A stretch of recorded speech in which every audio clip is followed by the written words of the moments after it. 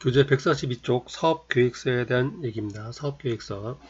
자, 이제 사업 타당성을 검토를 했으면은, 이제 그 사업을 해도 되겠다 하면은 이제 구체적으로 사업계획서라는 것을 작성을 해야 됩니다. 그런, 물론 뭐 법적으로 뭐 작성해라 뭐 그런 건 아니지만은 사업을 하는 사람이라면은 창업을 하고자 한다면은 필수적으로 작성을 해야 되는 그 계획서가 되겠습니다. 그래서 신규 사업과 관련해 갖고 내가 이제 시작하려는 사업과 관련돼서 구체적인 계획이에요. 얼마큼 투자하고 무얼 생산하고 어떻게 판매하고 자금은 어떻게 하고 하는 것들을 전체적인 그 내용을 쭉 작성하는 게 사업 계획서가 되겠습니다. 그래서 보시면은 뭐 성공을 위한 수단이다. 그리고 이제 머릿속에서 나오는 생각을 체계화한 것이 사업계획서다. 그리고 사업계획서는 명함과 같아서 어떤 외부에다가 내가 이러이러한 사업을 합니다라고 알리는, 그리고 신용을 부여받는, 인정을 받는 그런 게 되겠습니다. 자, 사업계획서 구체적으로 어떤 데 필요하냐면은, 자, 보시면은 이제 그 사업계획을 세우면서 구체적으로 나한테 어떠어떠한 기회, 좋은 점이 있고, 그리고 어떠어떠한 위험이 있는가를 발견을 할 수가 있습니다. 하나하나 따져보는 거니까. 그래서 위험을 회피할 수가 있고, 그 다음에 보다 좋은 기회를 잡을 수가 있다는 얘기가 돼요. 막연하게 시작하는 것보다는 구체적으로 계획서를 한번 작성을 해보면은 이런 장점이 있다는 얘기가 되겠습니다. 성공 가능성을 더 높여준다는 얘기가 되겠죠. 그리고 두 번째로는 하나하나 모든 요소에 대해서 전부 다 살펴보고 계획을 세우는 거니까 혹시나 그 사업을 시행하는 과정에서 발생할 수 있는 시행착오를 줄일 수 있다는 얘기입니다. 사전에 한번 쭉 작성을 해보는 거기 때문에 미리 체크를 해 나간다는 얘기가 되겠죠. 그래서 그런 장점이 있고요. 그리고 또 하나 어떤 것도 있냐면은 예를 들어서 이제 은행이나 또는 이제 어떤 외부 다른 투자자들한테 자금을 융통하고자 할 때, 그럴 때 내가 이 사업을 하면 어떠어떠합니다라고 이제 뭐 제시를 해야겠죠. 근거 제시를 하는 거죠. 그러니까 당신이 투자해 주십시오. 자금을 대해 주십시오라고 요구를 할 수 있는 거죠. 그래서 투자나 융자를 얻을 목적으로도 사용을 한다는 얘기가 됩니다. 그러니까 구체적이고 객관적이고 세밀하게 작성이 되어야 된다는 얘기예요. 그리고 뭐 당연한 얘기가 되겠지만은 내가 가지고 있던 어떤 사업 아이템을 좀 구체화시켜 나가는 과정이죠. 막연한 게 아니고 처음부터 끝까지 나중에 창업 후 1년, 2년 뒤, 3년 뒤 성공하기까지의 과정을 쭉 작성하는 게 되겠습니다. 그리고 이런 거를 이제 사업계획서를 미리 작성을 해놔야 내가 이제 사업을 실제 시행해 가면서 내 사업이 계획대로 잘 되어가고 있구나, 성공하고 있구나, 계획에서 좀 벗어나고 있구나, 다른 걸 준비를 해야겠구나, 그런 걸 알 수가 있겠죠. 즉 평가를 할 수 있다는 얘기입니다. 사전에 계획을 세우는 게 있어야 이게 지금 성공하고 있는 건지 실패하고 있는 건지라는 걸 알 수 있다는 얘기예요. 이런 목적에 따라서 사업 타당성 검토 후에는 반드시 사업 계획서를 작성을 해야 되는 것입니다. 자, 이제 사업 계획서에 들어갈 내용들이에요. 뭐 전체적인 게 다 들어가면 됩니다. 사업의 처음부터 끝까지가 다 들어간다고 보시면 되는데 조금 항목별로 나눠서 보도록 하겠습니다. 자, 처음에 이제 사업 아이템에 대한 설명이에요. 사업 아이템. 내가 하고자 하는 게, 내가 제공하고자 하는 그 상품이나 제품이 뭐다. 그거를 이제 설명하는 거죠. 그래서 이 아이템이 뭐 도입기나, 요 그전에 좀 말씀드렸었죠. 제품의 라이프 사이클이라고 해서. 도입기나 성장기에 있는 상품이다. 그거를 이제 설명을 하는 거죠. 그렇지 않으면 이제 성숙기나 만약에 쇠퇴기에 들어가 있다라면 그건 하지 말아야겠죠. 그리고 아이템이 내 경험이나 그 다음에 내 전공에 맞추어서 하고 있는 거다. 그런 것들이 설명이 들어가 줘야 된다는 얘기예요. 그래서 성공할 수 있는 아이템이라 그러면은 남보다 기술이 우수하거나 또는 자금이 충분하거나 또는 좀 색다른 거죠. 잠재 수요자의 욕구를 충족시킬 수 있는 그런 기발한 아이템을 갖고 있으면 성공할 가능성이 높다는 얘기가 되겠습니다. 그래서 아이템에 대한 설명이 이제 들어가야 되고요. 그리고 두 번째로 들어가는 게 제품 개발과 생산 계획에 대한 얘기예요.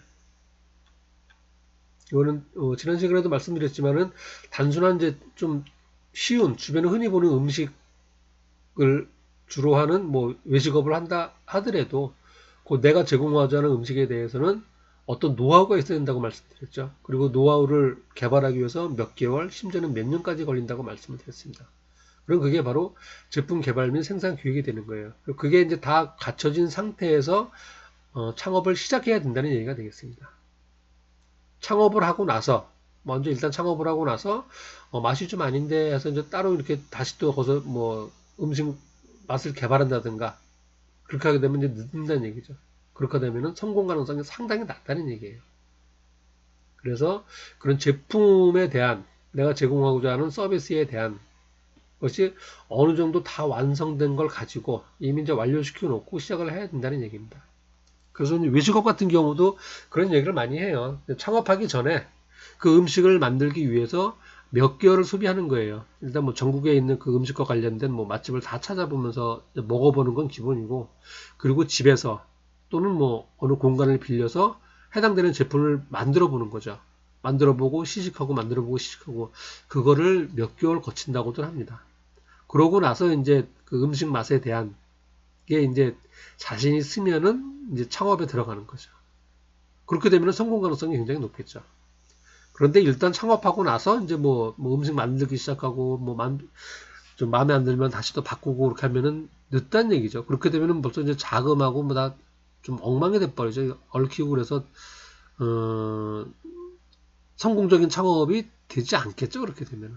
그래서 그런 얘기가 되겠습니다. 그래서 계획서에 제품과 관련된 어떻게 만들고 어떻게 얼마만큼 만들어내고 이제 생산하고 어떻게 제공하겠다 그런 것들이 다 담겨 있어야 된다는 얘기예요. 그리고 당연히 제품 원가도 계산이 다 돼 있어야 되고 그런 내용들이 들어가야 되고 그러니까 준비가 다 된 상태에서 시작해야 된다는 얘기입니다. 사업계획서를 작성을 하려면은 이게 준비가 다 돼야 작성이 되는 거니까.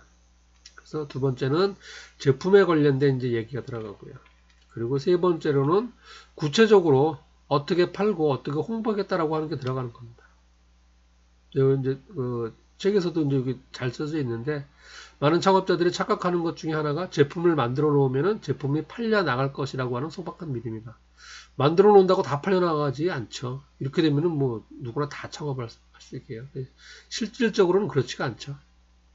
내가 이미 만들어 놓고 하더라도 이미 기존에 경쟁자가 있어가지고 보다 낮은 가격에 보다 우수한 품질로 그리고 우수한 브랜드 이미지, 자금력, 유통경로 가지고 이미 누군가 하고 있다는 얘기입니다. 여기에 내가 부딪혀서 경쟁을 해야 되는 거니까 그냥 막연하게 생각해서는 안 되겠죠. 구체적으로 어떻게 판매해야겠다, 어떻게 홍보해야겠다 라는 것들을 계획을 철저하게 수립해 놓고 시작을 해야 된다는 얘기가 되겠습니다. 이런 내용들을 사업 계획서에 담아놔야 된다는 얘기죠.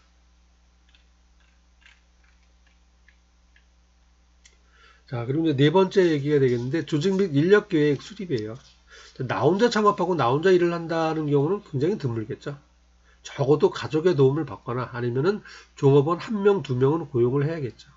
그럴 경우 내가 창업하고자 하는 기업, 뭐 조금만 뭐 가게가 되더라도 어떻게 조직 구성을 하고 누구랑 같이 일을 하고 그리고 그 사람에 대해서 또는 나에 대해서 이렇게 그 이제 뭐 급여나 비용 지급하는 거 어떻게 할 것인가, 교육은 어떻게 할 것인가 등등을 미리 세워놔야 된다는 얘기예요. 그리고 규모가 좀 더 커지거나 줄어들 경우 어떻게 할 것인가 하는 것들, 정규직을 써야 되는가 또는 아르바이트생을 고용해야 되는가 하는 것들도 구체적으로 세워놔야 된다는 얘기입니다. 그때 필요에 따라서 뭐 사원 모집합니다라고 뭐 공고 내고 그렇게 하면 안 된다는 얘기예요. 사전에 미리 이제 계획을 그 요거는 이제 조직은 이제 뭐 인적 자원, 물적 자원 배치하는 걸 얘기하는데 뭐 교과서상으로는 그렇습니다. 근데 실질적으로도 마찬가지고요. 이제 구체적으로 어떻게 이제 할 것인가, 사람에 대한 거, 그리고 내부 그 시설이나 뭐 그런 걸 어떻게 이제 꾸미는 게 아니고 구성을 어떻게 할 것인가, 체계를 어떻게 할 것인가 그런 거를 미리 잡아놔야 된다는 얘기가 되겠습니다. 그게 이제 네 번째 사항이 되겠고요. 그리고 다섯 번째 사항은 뭐 타당성 검토랑 마찬가지입니다. 소요 자금하고 조달 계획이 수립되어 있어야 돼요. 소요 자금은 이제 고정자금하고 그다음에 이제 운영자금이라 했죠. 고정자금은 필요한 그 기자재 사는 것하고 그리고 그 인건비도 이제 고정 지출이 되겠죠. 종업원 이렇게 뭐 능력보험 이렇게 했으면 그리고 뭐 임차보증금 같은 것들이고 그게 이제 그 고정자금이 되는 거고 그리고 이제 운영자금 최초로 했을 때 이제 돈이 계속 들어가죠. 뭐 홍보하는 거 들어가고, 그다음에 개업 비용도 들어가고, 그리고 이제 처음에 이제 창업을 했으면은 뭐 원자료비 사고 오고, 그다음에 뭐 가스 수수료 내고 또 돈이 계속 들어가잖아요. 그런데 돈이 들어오는 거는 일단 매출을 하고, 그리고 그것도 이제 카드로 결제한다 그러면 한 달 뒤에 돈이 들어오는 거죠. 그래서 그런 어떤 운전 자금도 계산해야 된다는 얘기입니다. 그래서 쭉 이렇게 이제 자금 계획을 세워놓고 거기에 맞추어서 이렇게 부족한 자금 어떻게 조달할 것인가. 이게 이제 두 달, 석 달간 그 예상했던 매출액이 나오지 않아도 그 부도내지 않고 이렇게 영업을 할 수 있겠는가 등등을 다 따져봐서 그 계획 수립을 해놔야 된다는 얘기예요. 자금 조달이 펑크나지 않게끔. 그런 게 사업 계획서에 들어가야 된다라는 것입니다. 자, 그리고 이제 요거는 이제 약간 좀 자금 쪽인 거고요. 그리고 이제 구체적으로는 재무계획 그래서 좀, 좀 총괄적인 내용이에요. 그래서, 최소 월별, 분기별은 이제 3개월 단위를 얘기하죠. 그리고 연별. 그래서, 어, 최초 개업한 후 몇 개월, 그 다음에 분기별, 적어도 한 2년도, 3년도까지는 전체적인 이 매출원가 비용, 그래서 수익이 어떻게 되고, 그 다음에 이제 재무 상태, 자산하고 부채 나타내는 거죠. 어떻게 될 것인가를 계획을 세워놔야 된다는 얘기입니다. 요거는 이제 그 5번하고 맞물려서 들어가는 거죠. 그래서 그런 것들이 있어야 그 앞서 얘기한 대로 이런 것들이 이제 사업계획서에 포함이 돼야 내가 이 사업을 잘 하고 있는 거구나. 성공적으로 가고 있구나. 아니면은, 지금 잘못되고 있으니까 어떻게 조정을 해야겠구나. 라는 판단을 할 수 있다는 얘기입니다. 그래서 이런 재무계획까지도 들어가야 되는 게 되겠습니다. 그리고 이제 또 하나 또 필요한 게, 요건 이제 사업계획서하고 직접적인 관련은 없지만은, 내가 이제 몇 개월 전부터 창업을 준비하잖아요. 그리고, 이제 창업하고 이제 영업에 들어가는 건데, 창업할 때 굉장히 일이 많습니다, 이것저것. 사람 모집해야 되는 거, 그 다음에 뭐, 점포 계약해야 되는 거, 그 다음에 점포 꾸미는 거, 그리고 이제 뭐, 홍보 어떻게 할 것인가 할 때 뭐, 그 광고하는 거, 등등등 굉장히 많은 일들이 있습니다. 그리고 그런 일들이 동시에 벌어지기도 하고, 일에 또 우선순위가 있는 게 있어요. 그렇기 때문에 창업 절차, 항목별로 그 계획을 세워서 그 달력의 그 일정표 만들듯이 쭉 일정을 만들어 놔야 된다는 얘기입니다. 그래서 언제까지는 뭐하고 언제까지 뭐하고 언제까지 뭐하고 하는 것들을 미리 계획을 잡아놔야 거기에 맞춰서 일을 진행할 수 있다는 얘기예요. 이런 거를 해놓지 않고 그냥 머릿속으로 만 한다 그러면은 어디에선가 빠뜨리는 게 있겠죠. 그래서 그건 뭐 천재가 아닌다면 뭐 그렇게 할 수가 없겠죠. 그래서 전부 다 일정표에 맞춰서 진행이 되는 것입니다. 그래서 앞서 여기 이제 1, 2, 3, 4, 5, 6 이렇게 쭉 단계가 있잖아요. 이거 단계가 뭐 1, 2, 3, 4 순서를 나타내는 게 아니고 항목별 나타내는 거예요. 필요한 것들을 이제 항목별 설명한 건데 그게 전부 다 진행되는 과정이 다 틀리죠. 시기가 틀리죠. 그런 것들을 일정을 짜놔야 된다는 얘기입니다. 이 일정은 짧게는 몇 개월이 될 수도 있고 길게는 뭐 2년, 3년까지도 될 수가 있겠죠. 적어도 이제 몇 개월은 되겠죠. 6개월 정도? 최소한 3개월, 6개월 그렇게는 되겠죠. 사업 추진 일정 계획이 있어야 된다. 그런 얘기가 되겠습니다. 야, 그리고 이제 계획서 하기 전에 계획서 작성하면서 이제 검토할 사항이에요. 요거는 이제 앞 시간에 그 사업 타당성 하는 거랑 이제 유사한 건데 내가 선정한 아이템이 괜찮은가 이거 판단해 봐야 된다는 얘기입니다. 내가 선정한 아이템이 처음에 이제 어떤 그 생각이 있고 얘기를 듣고 이렇게 시작을 하면은 하나 이렇게 딱 그런 얘기하죠. 뭐 꽂히게 되면은 뭐 좌우를 돌아보지 못한다 얘기를 합니다. 그렇기 때문에 항상 그 전문가에게 관련된 전문가에게 얘기를 들어봐야 된다는 얘기예요. 이거 괜찮겠는가? 그래서 괜찮다. 그건 아주 신선한 아이디어다. 충분히 해볼 만하다. 라는 얘기를 들었을 때 사업 계획서를 작성해야 된다는 얘기입니다. 그냥 단순하게 이제 자기 본인 생각만 가지고 사업 계획서를 작성하기 시작하면은 그러면은 그 진짜 위험성이나 뭐 그런 걸 못 본다는 얘기예요. 그렇기 때문에 실질적으로 괜찮은 아이템인가를 확인하고 나서 들어가야 된다는 얘기예요. 이제 사업 타당성 검토랑 맞물리는 개념이 되겠죠. 그리고 이것도 마찬가지 얘기예요. 창업에 대한 준비성. 내 스스로가 어떤 자금이나 어떤 전문성이나 이런 게 갖춰져 있는가 확인을 해야 된다는 얘기입니다. 이런 게 분명히 확인돼야만 사업을 시작할 수가 있는 거고, 그렇게 해야만, 그게 돼야만 그 사업계획서를 작성할 수 있다는 얘기가 되겠습니다. 그런데 수입의 적정성도 마찬가지예요. 이게 전부 다 지금 사업 타당성에서 했던 그 반복적인 얘기인데, 이거 해도 실제로 이제 이익이 나겠는가라는 판단이 확실히 서야만 사업계획서를 작성해야 된다는 얘기입니다. 이거 이제 수익성 적정성이 먼저 판단이 서야만. 그렇지 않고 쭉 억지로 짜맞추기로 해서 이렇게 뭐 나가게 되면은 사업계획서 작성하는 게 아무런 의미가 없게 되겠죠. 그런 얘기가 되겠습니다. 그리고 이제 구체적으로 이제 사업계획서를 작성하다 보면은 그 뭐 책상 앞에 앉아가지고 이제 서류로만 작성하는 게 아니고 실질적으로 현장을 돌아다니면서 확인하면서 작성을 해야 됩니다. 그럴 때 그 자료 확인하는 것, 현장 확인하는 것 해야 될 항목들이 이제 뭐 이런 것들이 있다라는 얘기가 되겠습니다. 요거는 이제 그 좀 큰 기업들 관련돼 갖고 이제 하는 얘기인데 작은 기업 소규모로 창업을 해도 이제 마찬가지죠.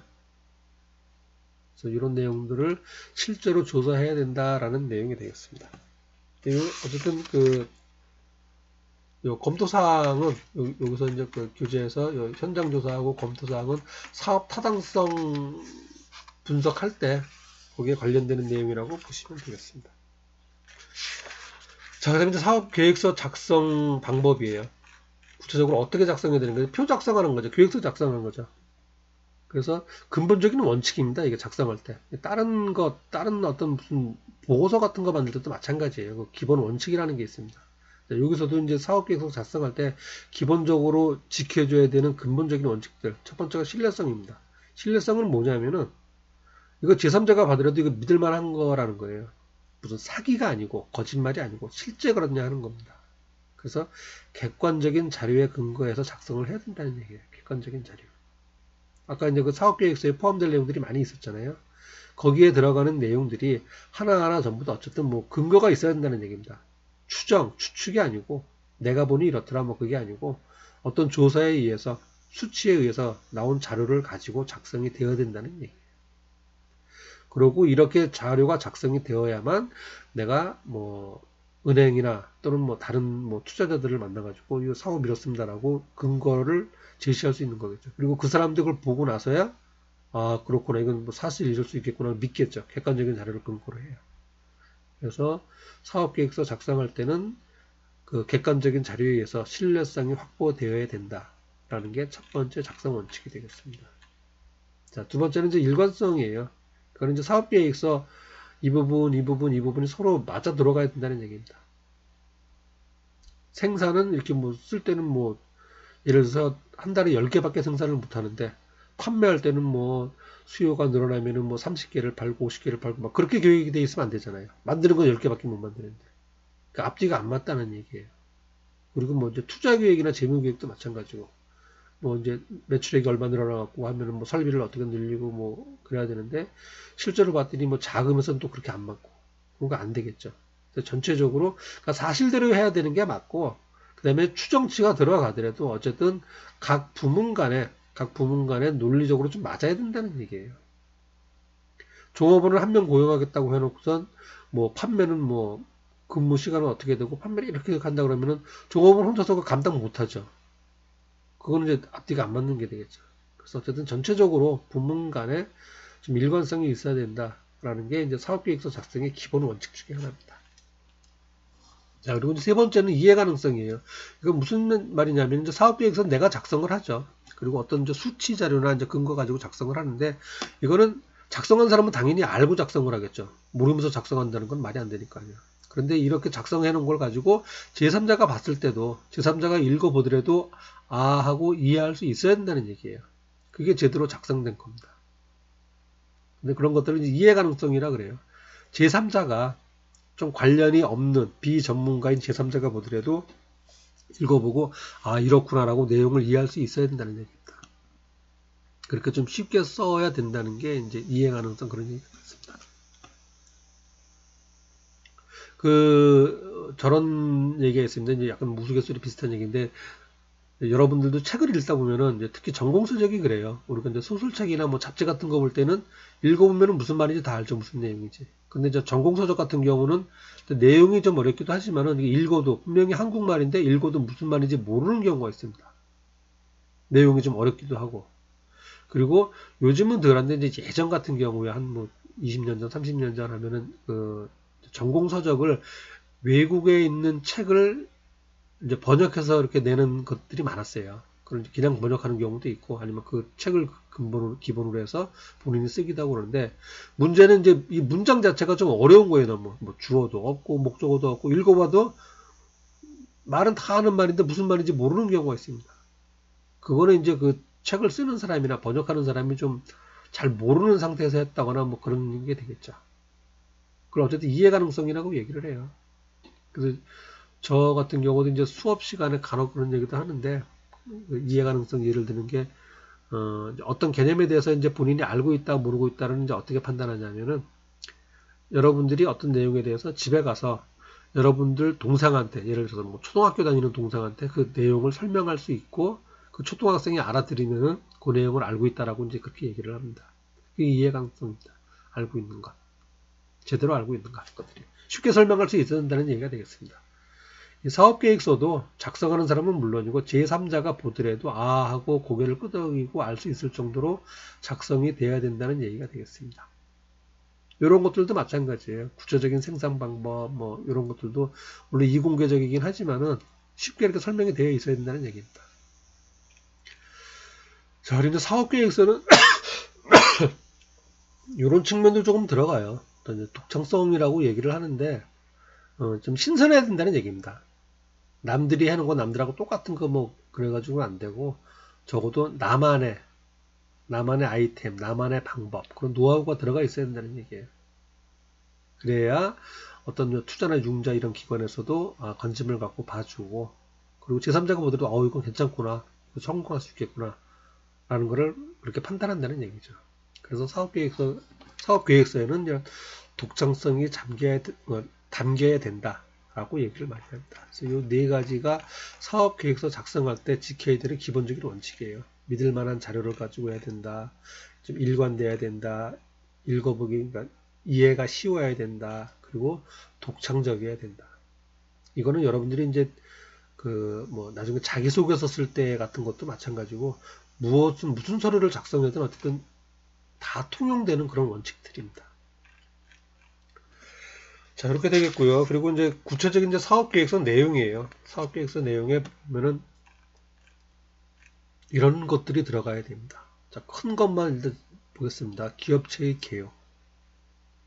기업체의 개요입니다. 딱 읽으면 이게 무슨 회사구나, 언제 설립했구나, 뭐 어떻게 되는구나. 큰 틀을 알 수 있는 거죠. 그리고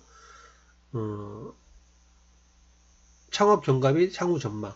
그 이력이죠. 그동안 몇 년 동안 어떻게 해서 창업을 했고, 뭐 어떻게 되었고, 해왔던 것. 그동안 경과 과정을 쭉 쓰는 겁니다. 그런 것들이 들어가고, 향후 어떻게 될 것 같다. 라고 하는 거죠. 그리고 현재, 앞으로, 조직 구성이 어떻게 되어 있고, 사람들은 어떻게 되어 있고 하는 거죠. 조직도에 관련된 얘기예요. 그리고, 요거는 이제 제품에 대한 얘기죠. 구체적으로 우리 제품은 어떻게 됐고, 그 제품을 만들기 위해서 어떤 기술이 사용되고 하는 거죠. 이런 것들은 이제 제가 몇 번 지금 말씀드리지만 이제 식당 같은 데서도 적용이 돼요. 그래서 우리 회사에서 만드는 빵은 이렇게 해서 효모라 그러나요? 뭐 그런 것들을 어떻게 만들어내고 뭐 밀가루는 어떻게 쓰고 뭐 그런 거 얘기하죠. 그리고 호박가루를 넣어서 노랗게 만들었다는 등 막 그런 거 있잖아요. 그게 여기 들어가는 내용들이에요. 큰 제품만이 아니고 우리 주변에서 볼 수 있는 조그만 제품에도 이런 것들이 다 적용이 될 수가 있습니다. 그런 것들에 대한 설명이고요. 그리고 그런 것들을 어떻게 만들어낸다. 최신 설비를 이용해서 그리고 아침마다 점검을 하고 그렇게 되겠죠. 그런 것들이 들어가. 그리고 어떻게 판매할 전략이다. 마케팅 전략이죠. 시장에서 판매하는 것, 마케팅이라고 얘기를 합니다. 그런 거 들어가 있어야 되고요. 그리고 이것도 이제 물론 사업보고서에 다 들어가고 기업들도 이제 그 사업보고서 그런 거를 1년에 한 번씩 냅니다. 거기에 다 들어가 있는 내용들이에요. 재무 현황, 돈이 들어오고 나가고, 그리고 손익분기는 어떻게 되고 수익 어떻게 되고 하는 것들입니다. 그런 것들도 들어가야 되고, 그리고 내부적으로 이제 요건 이제 나만의 얘기가 되겠죠. 자금 어떻게 조달하고 어떻게 운용할 계획이다. 이게 들어가 있어야 되고, 그리고 앞서 말씀드린 대로 사업 추진 그 일정이 쭉 있어야 됩니다. 그 사업 계획서 속에 이런 것들, 그러니까 사업에 대한 처음부터 끝까지가 다 들어가 있어야 된다는 얘기예요. 그래서 이걸 한번 작성을 해보면은 이제 사업에 대해서 거의 다 아는 거겠죠. 그리고 거의 다 알아야만, 전반적으로 내용을 다 알아야만 작성할 수가 있는 게 되겠죠. 그리고 이런 거를 작성을 했으면은, 요대로만 할 수 있으면은, 그러면은 당연히 그 창업, 그 사업은 성공을 하겠죠. 그래서 요 내용이 되겠습니다. 자, 그리고 이제 구체적으로 이제 매출액, 여기서 이제 매출액 추정하는 방법, 그리고 손익분기 분석이 이제 그 사업계획서에 좀 핵심적인 내용이 되니까 그 얘기가 따로 설명이 되어 있고요. 그리고 이제 구체적으로 그 사업계획서 양식에 맞춰서 이제 내용 어떤 걸 집어넣는다는 게 되겠습니다. 근데 요거는 시간상 다음 주에 수업 들어가도록 하겠습니다. 자, 수고하셨습니다.